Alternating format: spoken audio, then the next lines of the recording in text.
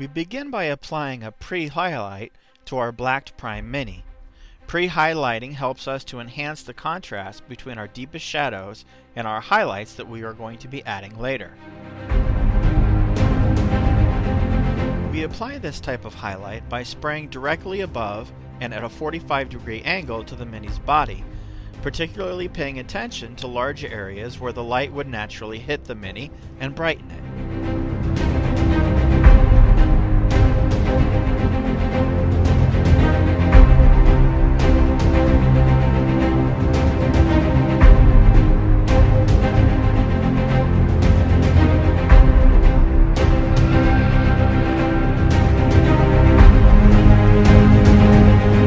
Now we start adding some color. We begin the armor by giving a base coat of Goblin Green. Apply this base layer as thinly as possible. We don't want to completely obscure the highlights from step 1 or the deepest shadows. It's completely fine to leave the very bottom areas of the Mini almost completely black.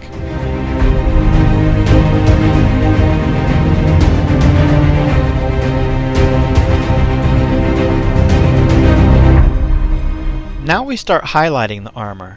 I use Vallejo Game Color Escorpina Green for the first highlight.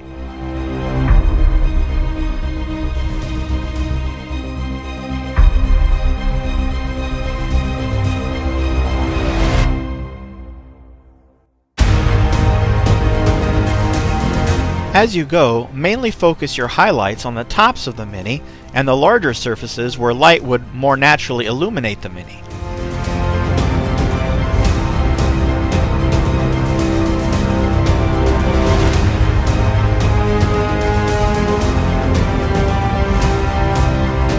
As you go, take care not to completely cover your base layer.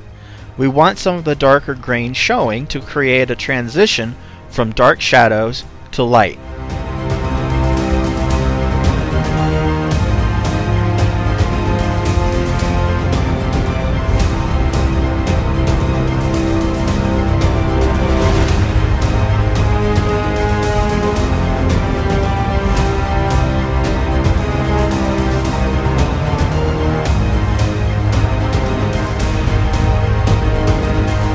Our second highlight is applied much the same as the first. This time, however, taking care not to completely cover our first highlight. Remember, we're trying to create a smooth transition from dark to light.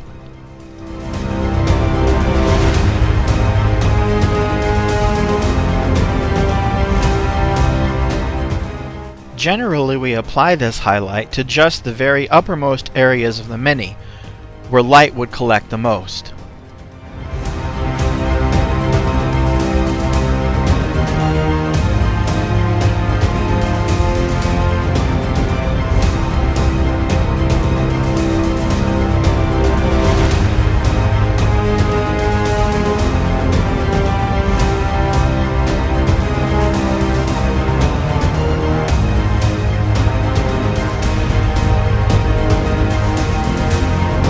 There may be times where we obscure our deepest shadows a little too much, as I did in the previous two steps, but this is easily fixed by simply going back in with our base green and darkening areas we feel have been lightened too much.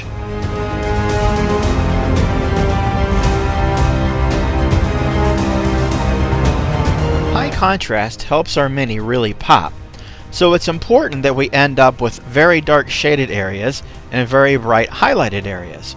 Remember, when it comes to painting Minis, contrast is our friend.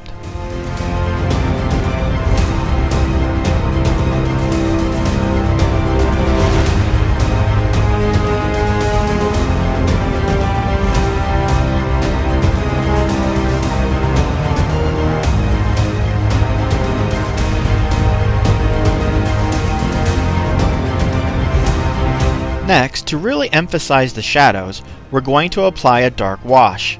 I like using oil washes for this type of application. Oil washes behave differently than traditional latex-based washes. If not applied properly, latex-based washes can permanently stain our Mini, whereas oil-based washes are easily cleaned off without leaving any staining behind, while leaving the darkest crevices very dark.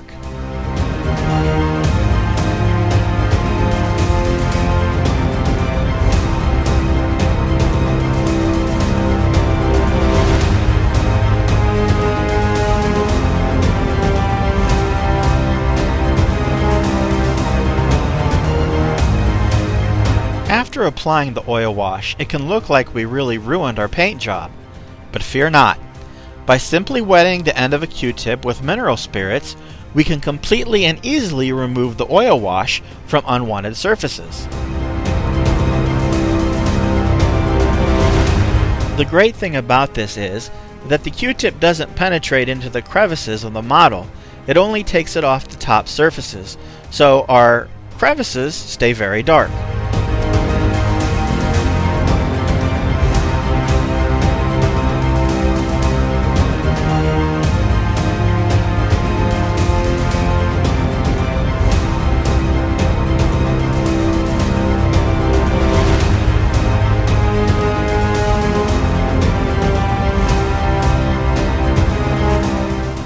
Remember earlier that I mentioned that high contrast really helps our mini pop and to stand out.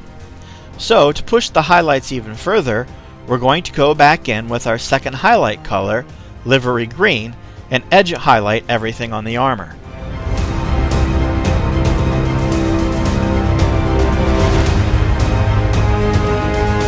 Edge highlighting can be challenging, particularly when trying to make thin, straight lines. So take your time and work at bracing your arms and hands to steady them as much as you possibly can. This will aid you in keeping everything neat.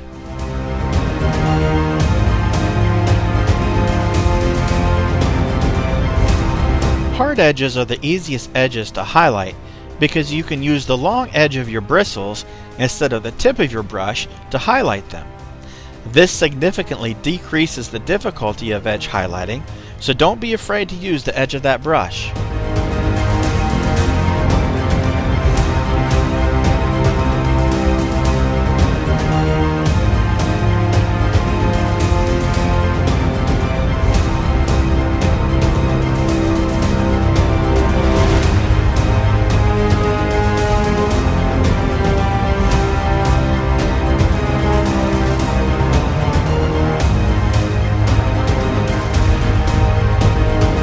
All of the main armor has now been successfully shaded and highlighted.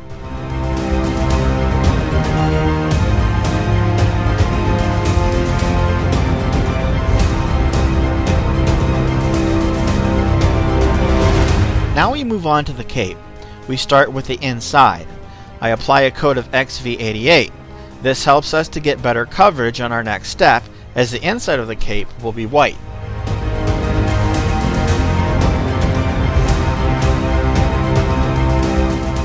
To bring the cape to white, we apply a layer of Vallejo model color ivory.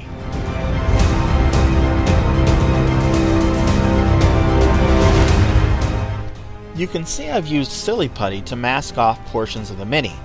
Give it a try sometime. Silly Putty can be a great tool.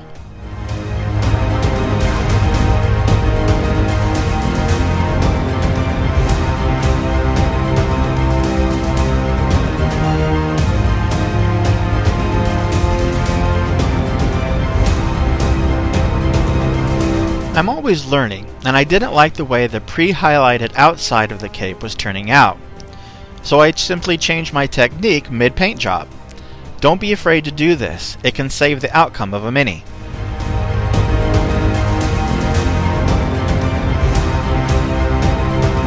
After redarkening the cape, I began by using Vallejo Game Color Somber Gray to highlight it.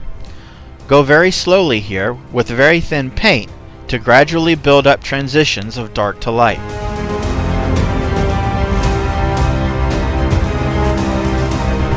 Here you can see me using the natural contours of the cape to apply my highlights. If you're painting a Mini with this type of contouring, use that to your advantage.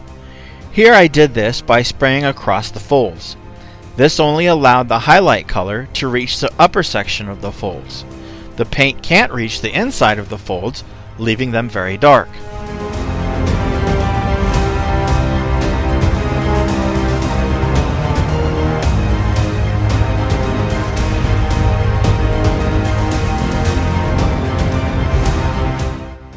I wanted the cape to have a purple hue, so I loaded a very thin glaze of pink horror into my airbrush and tinted the highlights purple.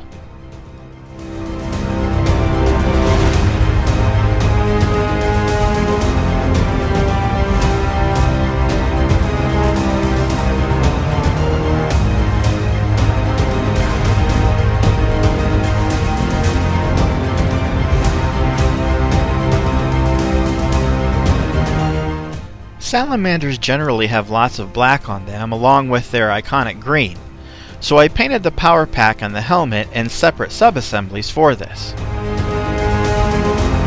Apply these highlights on the pack by focusing on the very top of the pack, the upper vent pods, and the upper edge of the circle on the center of the pack, as well as the very bottom V-shaped section. Remember to try to leave a stark contrast between the highlight color you're applying and the black base. When highlighting the helmet, you mostly want to apply the highlight directly from above the helmet. You can spray at a 45-degree angle also, but do this very sparingly. You'll be surprised at the highlight to shade transition you get by using this very simple technique. We add a second highlight to the power pack and the helmet by applying the same technique that we just used, but by using the color ivory to brighten everything up. As you add this second highlight, make sure you narrow your focus down on smaller sections of the pack and the helmet so that we again don't completely cover the previous highlight.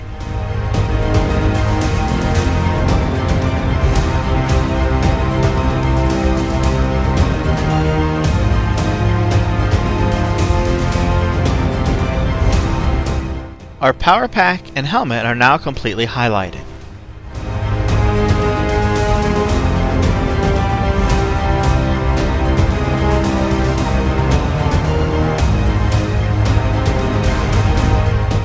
To matte our black armored pieces down and make them darker, we wash them with Games Workshop non-oil. Using a traditional latex-based wash here is fine, as the chances of permanent staining here are very low.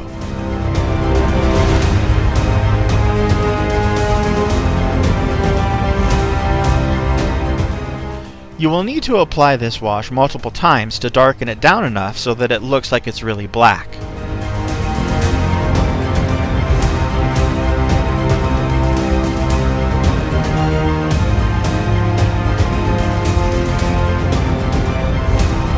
Here we have the completely shaded and highlighted power pack.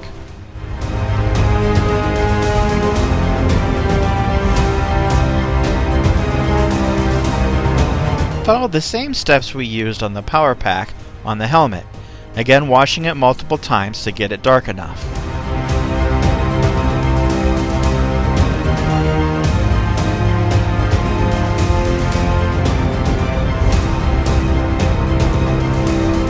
And now we have a completely shaded and highlighted helmet.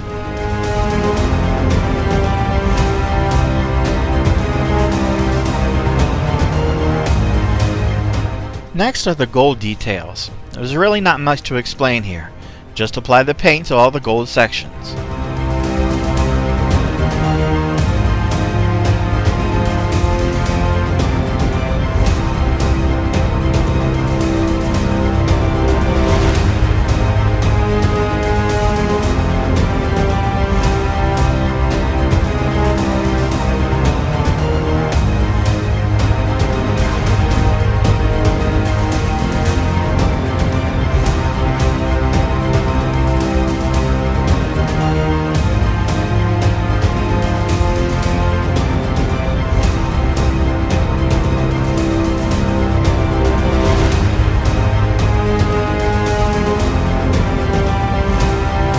Next, it's time to shade the recesses of the gold details.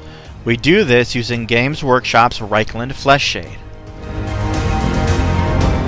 The only real thing to mention here, in this step, is to just be careful not to get any of the wash on the green armor, because like I mentioned before, if the latex wash manages to dry before you can remove it, you won't be getting it off anytime soon, and you'll have to touch up the green. All of the gold on our armor is now completely finished.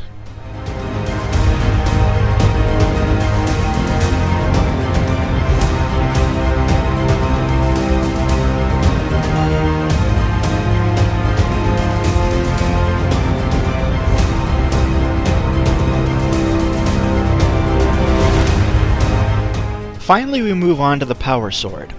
We use a white base for this, so we will once again go back to Vallejo Monocolor Ivory to base coat the sword. After the base coat is dried, we mask one side of the power sword right down the middle with some blue painter's tape. Using Games Workshop's Aethermatic Blue contrast paint in our airbrush, we slowly build up a gradient from a darker shade of Aethermatic Blue to the base white on the opposite end of the sword. Once the first coat of Aethermatic Blue has completely dried, it's safe to mask the opposite side of the same surface of the sword. This time, however, we will apply the gradient from the opposite direction.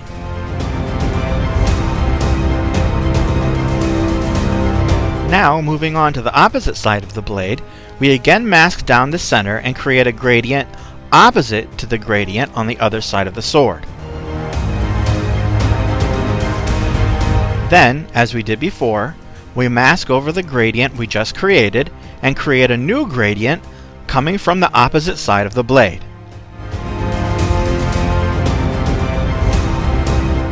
And with that, our power sword and Primaris Salamander Captain are now complete.